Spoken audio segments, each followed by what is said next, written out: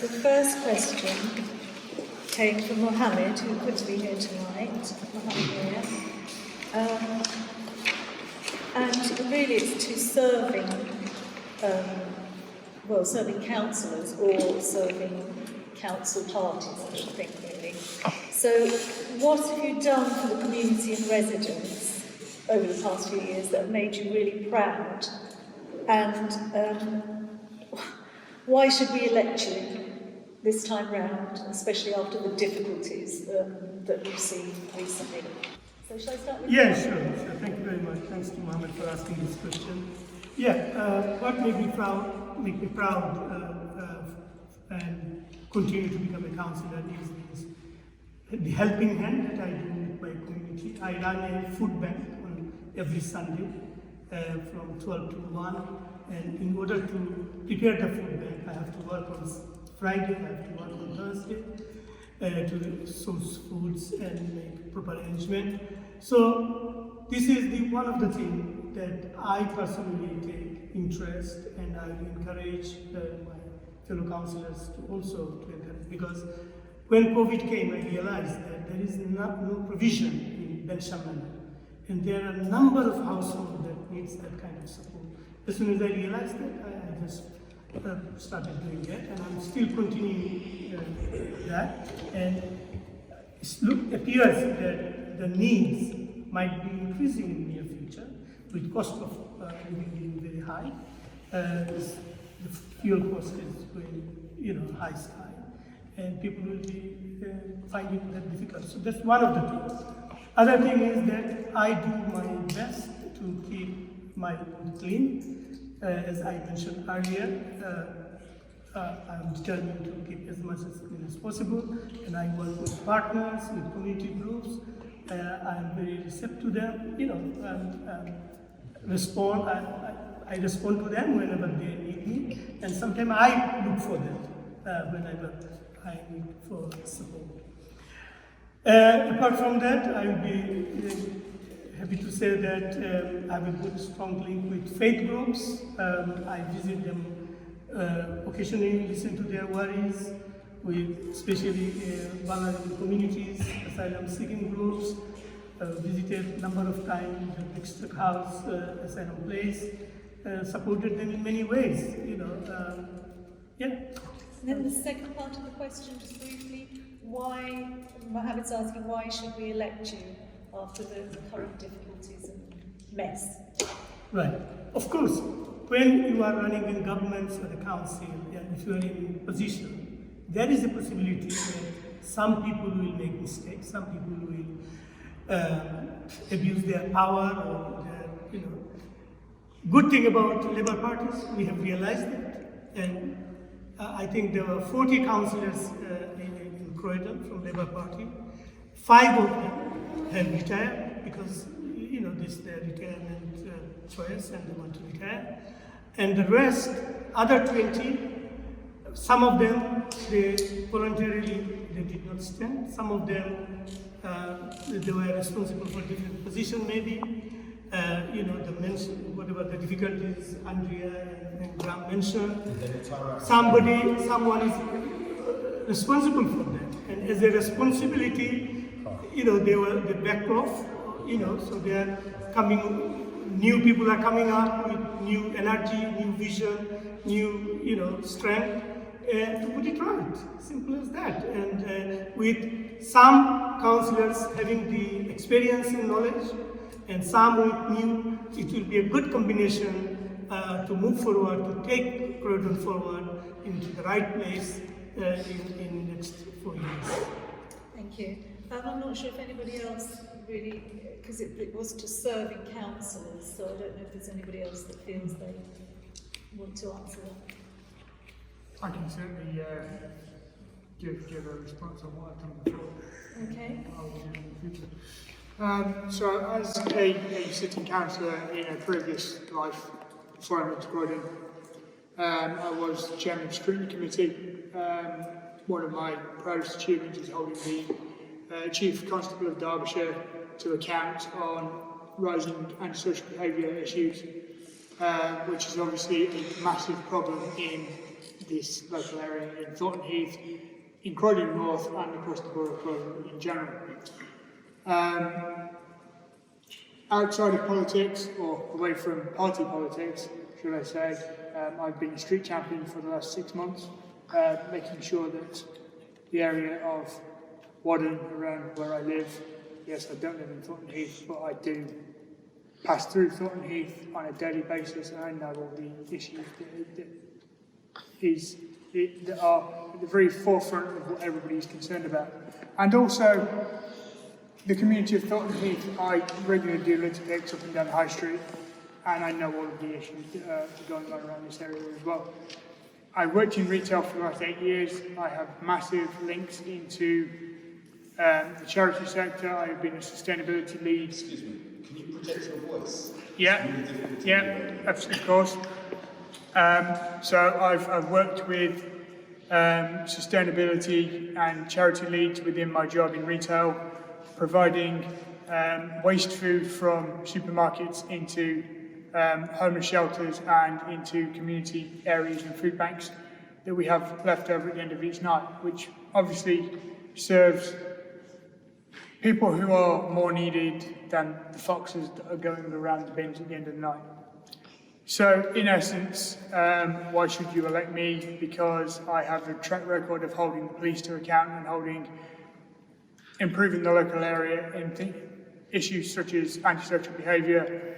I have got experience of working with the charity sector and other issues. I know the issues that go on in that sort of area, and also cleaning the streets as a street champion and as a volunteer rather than just as an elected politician. Thank you. Thank you very much. Okay, this next question is from Paul Voden, and it's about the Safer Neighbourhood Boards. And the question is, why is it still not functioning correctly with proper meetings and notes? So who would like to answer that question? Graham. I knew you would ask that, Paul. It's easy to blame the police for the failures, but on this occasion, police are not at fault. It's just a situation where they're trying to rebuild the actual Safer Neighbourhood ward panels with more diverse, what's the word I'm looking for? A more diverse panel, basically. They're looking to get people from all sections of the community involved. The Bench and Manor one, the police are trying to do some sort of question and answer on Nextdoor at the app, which isn't really the best thing for a way to rejig a panel. But on this occasion, it is down to the police, isn't it, Andrea? Wrong by misleading people. I think the Safer, I don't know, I think the Safer Neighbourhood Board is part of the council. I think they... Sorry, can you speak up a bit? It's difficult. Well, I mean, Paul's on it, so he knows. But it's part of it's part of the council, and they appoint the chair. The Safer Neighbourhood Board is the board which is a statutory obligation of the council to hold the police to account. The last set of proper minutes for the Safer Neighbourhood Board is December 2017.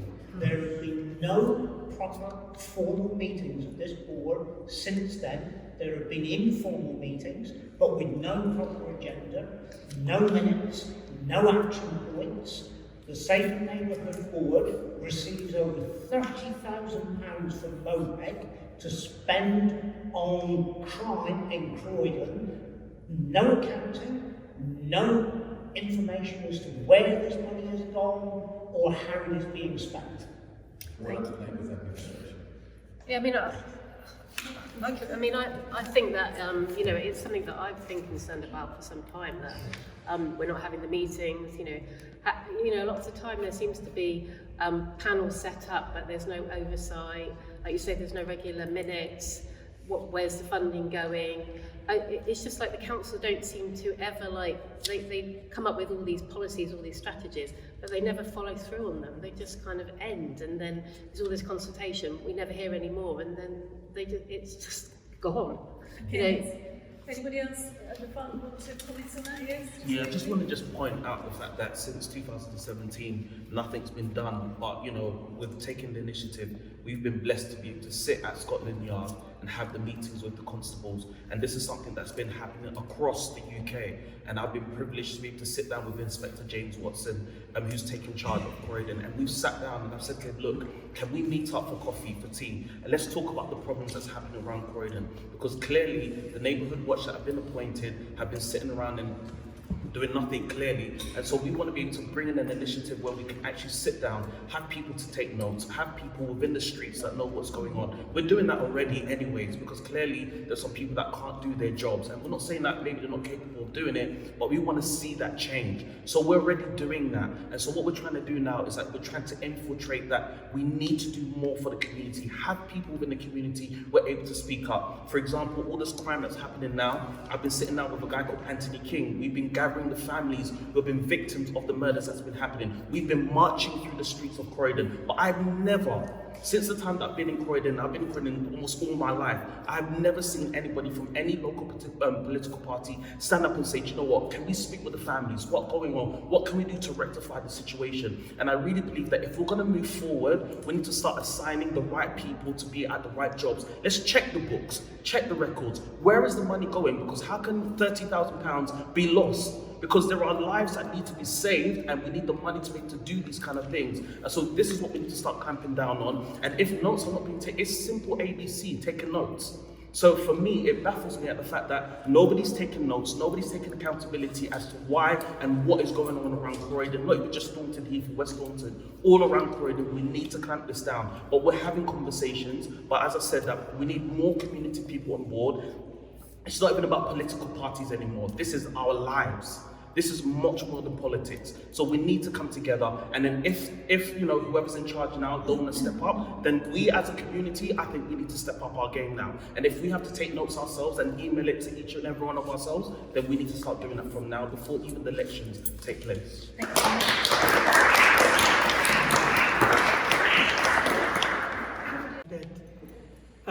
Council is working with the community in different ways. So I'm sure you mentioned Anthony King, he's working with Mayans. Now, Mayans doesn't happen just like that. He's working with cabinet members of Community and Justice, Alyssa Fleming, people like that. You are talking about here 30,000. Council have invested over 300,000 over the last 3 years to safeguarding community, to safeguard, to stop knife crime, to work with the community, work with victims. And maybe it's a different name. I can't exactly answer his question of community safer boards, but what I'm saying is you can't just deny the other work that's going on every day in Croydon. That's what I want to say. Thank you. Can you just say 300,000 though? What was that spent on? What was that? Where did that come from? What was it spent on? Well, if you want a brief report, then we can send you a brief report to the cabinet members, because there is so many projects in Croydon. For example, the youth zone. Yeah, council has provided them a land. What is the purpose? Purpose is to help the community. The purpose is to help young people. They have invested money. They have invested money with young people. But you forget that. And you talk about, 300,000 was given to youth zone itself for a capital money, So this year we asked them, look, our commitment was this. Now, can you try to raise money for ongoing expenses for yourself? But still we are supporting in many ways. Say something? Somebody here wants to say something. Sorry, legacy, you guys have cut the funding for legacy. So that was the only No funding, no cut. It was an agreed fund. It was an agreed fund. You've stopped the funding, Yeah, right? we told them at the beginning, and we are still trying to help them.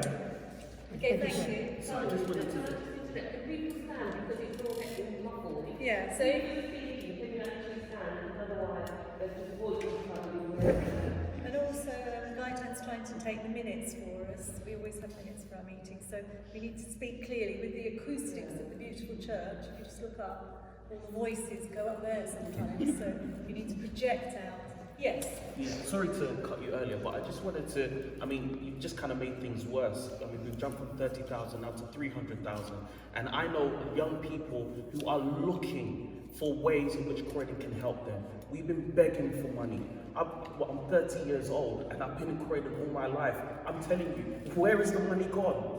You know, and we need to clamp down on all these things, because now 300,000, do you know what we can do with 300,000? Do you know how many lives could have been saved with 300,000 pounds? Do you know how many families have lost their children because the government have cut funds, the government have cut so many things, but yet you're talking to me about legacy. We have no legacy at the moment because we're cutting things down, and so we really need to stamp down on these things. Where is the money going? We need to find out where the money has been channeled and funneled through. We need to get the books out, read where these things are going, find out why all these charities and all these organizations are being cut. We need to really clamp down on it. And if we're going to work with the police, then let's work with the police with integrity.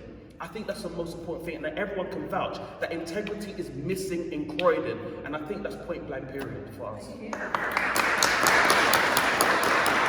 How is the councillor or the councillors going to tackle antisocial behaviour and fly tipping? Who would like to start with that? Yes? So when it comes to the environment, fly tipping, in West London, I've been on top of Lavender Road. I've been speaking to the neighbourhood, I've been speaking to the community. They've been complaining about similar things, and so we've been saying, do you know what?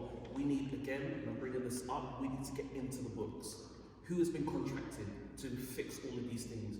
Why is it that they're not doing it? And if it means that we need to now start, like what this gentleman said, if we need to start firing some people and then bring in a new company that'll be able to do the job, then we need to do so. If it means that we need to start monitoring these companies that we have so that we can see, are they doing the job? Because right now, and I'll be honest with you, in West Thornton, we're doing the rubbish ourselves. We're picking up the rubbish ourselves. We're seeing there was an issue between, there's a church in called Trinity Baptist. So they're off Pearl Road, which leads into Lavender Road. They've all had to come together as a neighbourhood and as a church to get rid of all the fly tipping that's happened all around that region. So right now the community are doing the job, and we don't understand why millions of pounds are being spent on this company, or the company that's contracted right now, I believe that it's Viola. They've been contracted to do a job and they're not doing it. And the gentleman just over here from Labour was saying that every week rubbish being collected. That is a lie. You can just walk around Croydon and see that the rubbish has not been collected. Otherwise we'll be seeing rubbish outside being collected, right? So these are things that we need to get into, the books. We need to read what is going on, monitor what's happening. And if it means that companies need to lose their contract and we bring in companies with integrity, again, that's a highlighted word we need to start using, then we need to do so. And that's how we can fix the fly tipping and all the rubbish that's happening around the room. Thank you. Anybody else?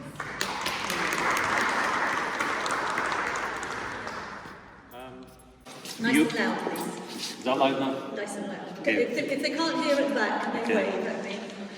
Or wave. Okay. Okay, the company that the gentleman mentioned, Veolia, have a long-term contract with the South London Waste Partnership. So that's Sutton, Kingston, Melton and Croydon. Worldwide, they made a profit of like 31 billion last year. Initial results for 2022 are even up on that because they've got inflation-proof contracts with places like the South London Waste Partnership.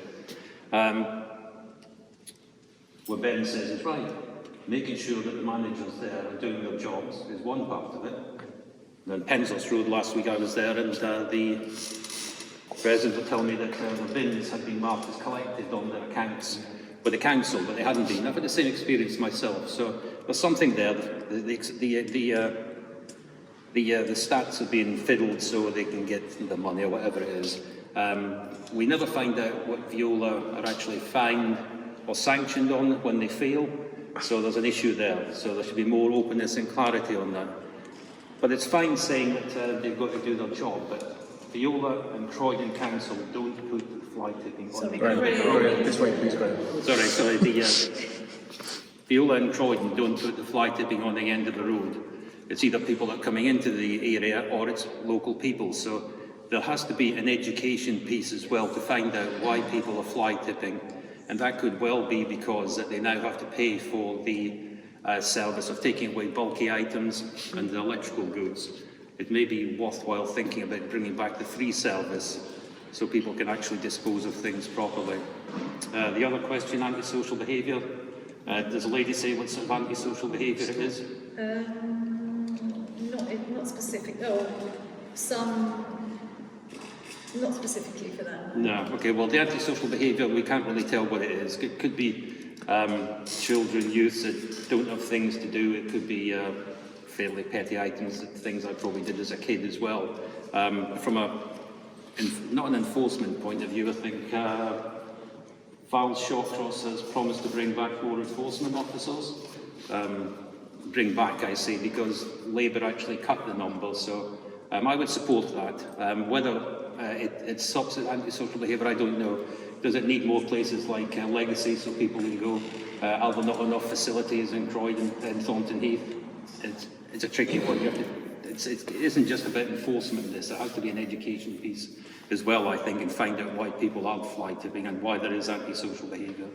But Ben is right. Now, there has to be integrity, there has to be openness, and we have to audit the books to make sure that we're getting value for money. That's the bottom. At the end of the day, it's our council taxes being spent on these things, and it's our council tax that are paying the officers.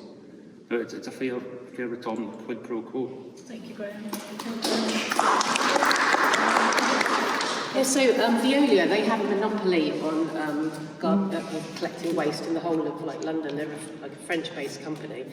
And this whole thing about performance and oversight.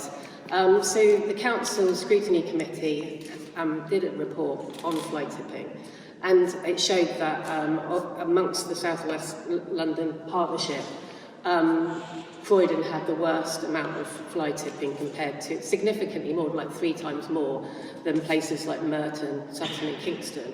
And of Croydon, Thornton Heath had the worst fly tipping in the whole of the borough.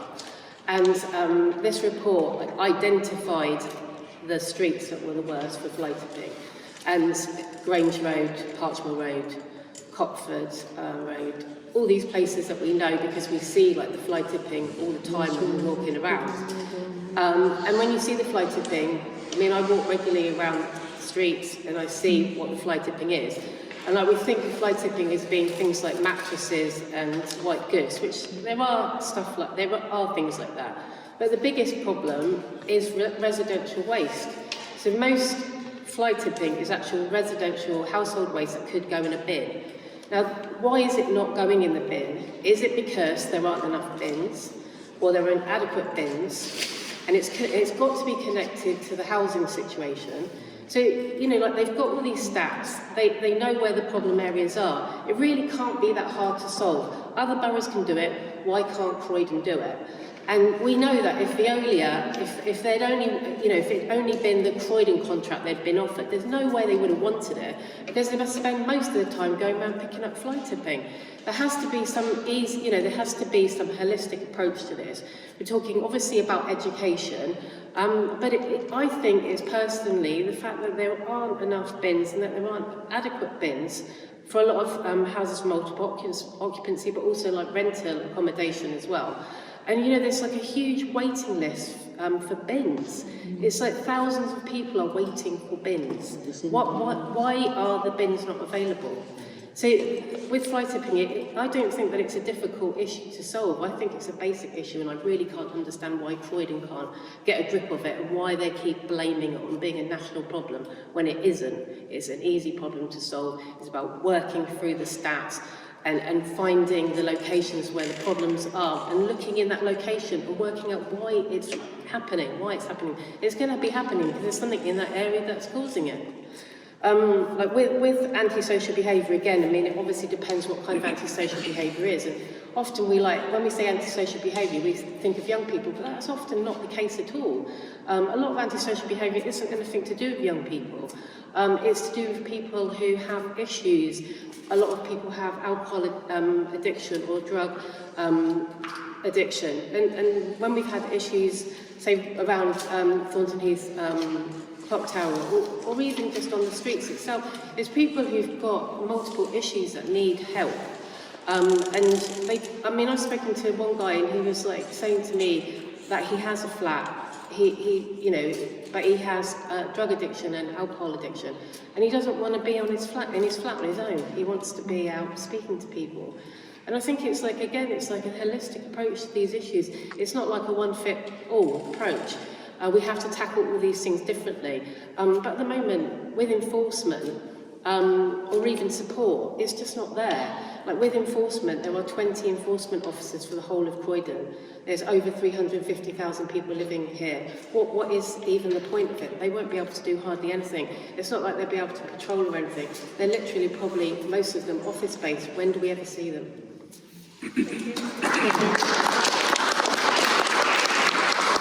With fly tipping, I'll be doing what I've been doing, supporting officers, supporting community groups, councillors who going into different roads, different time of the day, with different people, making sure that what the problem is noted, with the NSU officer which will deal with it. Last time I went there, we noted in 2 hours about 23 different casework, basically, of fly tipping and antisocial behavior in the street, which was noted, and within 6-7 days, most of it was dead. Now, yes, we need education. Council officers does go with a printed leaflet, knock the house, talk to the people who are suspected of fly tipping, and encourage them not to do it. Talking about bins, we have seen in some households, there are bins, empty bins, but their rubbish is on the floor, on the ground. So people have to take responsibility, yeah? And people are not taking responsibility now. I get email from different community groups, different residents saying, there's an establishment here, and it's a heavy user here, but when they use the hall or the premises, next day we need to clean ourselves, because the users are throwing rubbish when they are going out in some cases. So we need an overall education about keeping our area safe and tidy. That's one point. Second point is that yes, Viola needs to improve its service. I agree with that. And to do that, council has served a notice to them, improvement notice. And since the notice, we are keeping a strong eye on them. We are keeping a close eye on them, saying about the complaint that we received. We have identified a number of areas, and we are just maybe in a few weeks' time we'll have another look to compare how it has improved. If it doesn't, we'll take the next step. Now, with Vienna, it's very complicated because 4 boroughs, to get the best price, 4 boroughs like South London Partnership, they did a joined up contract with them.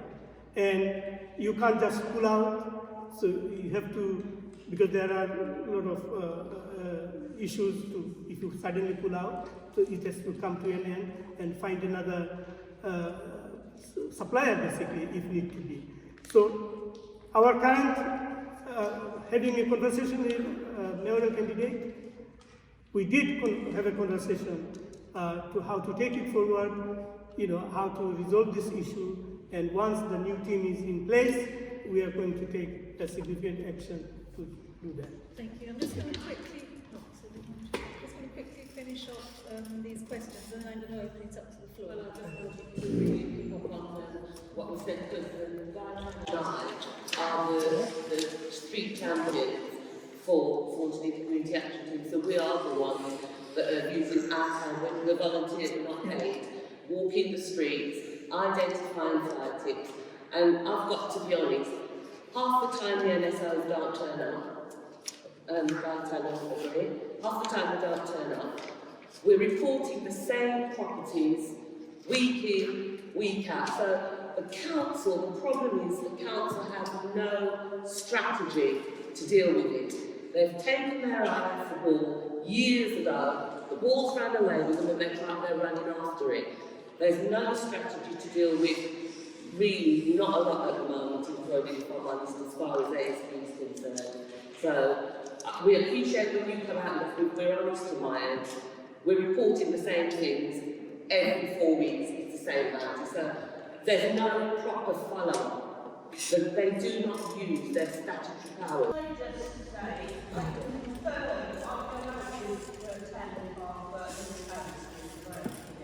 I've lived here 40 years, and I have to say I'm appalled at the way that the councillors do not follow up. They don't want to get on many of the rules.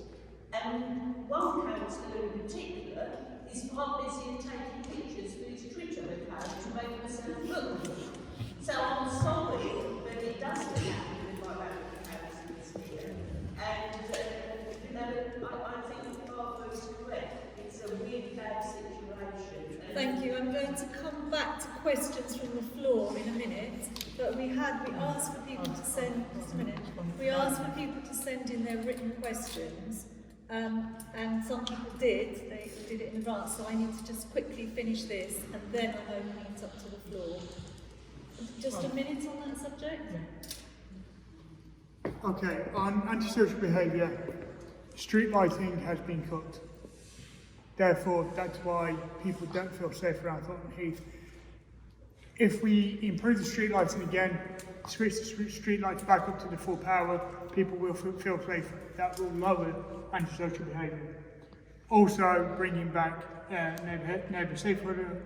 neighbourhood safety officers, and also reinstating the public protection order to alleviate street drinking.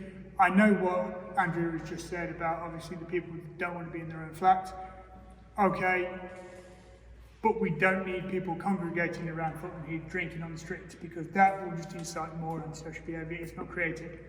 In terms of fly tipping, we are the 5th worst in London and the 7th worst in the country. Yes, okay, the council say it's a national problem. It's not a national problem. It is worse in Croydon than it is anywhere else within the partnership.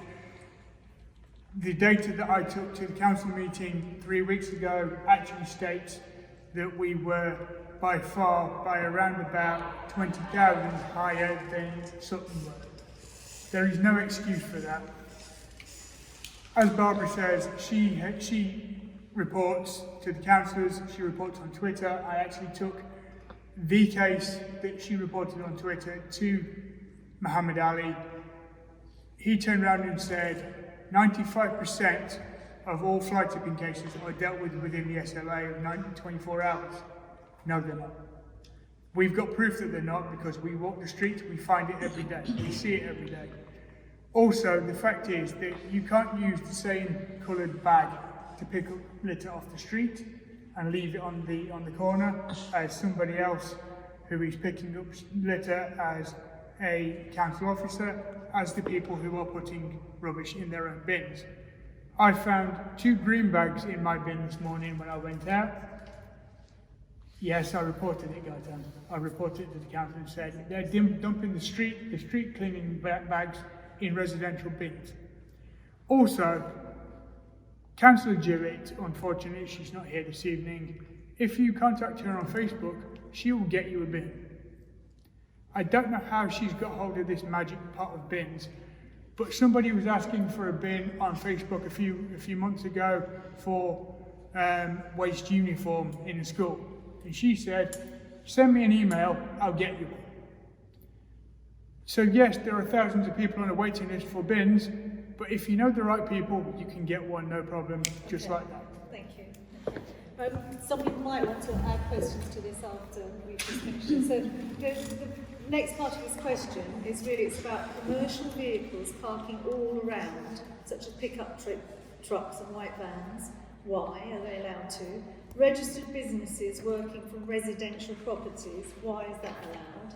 And a hostel where people with mental health issues opened without planning permission, frequent noise, police cars and ambulances arriving regularly, those sort of issues. Is there anybody who wants to quickly talk on that sort of issue?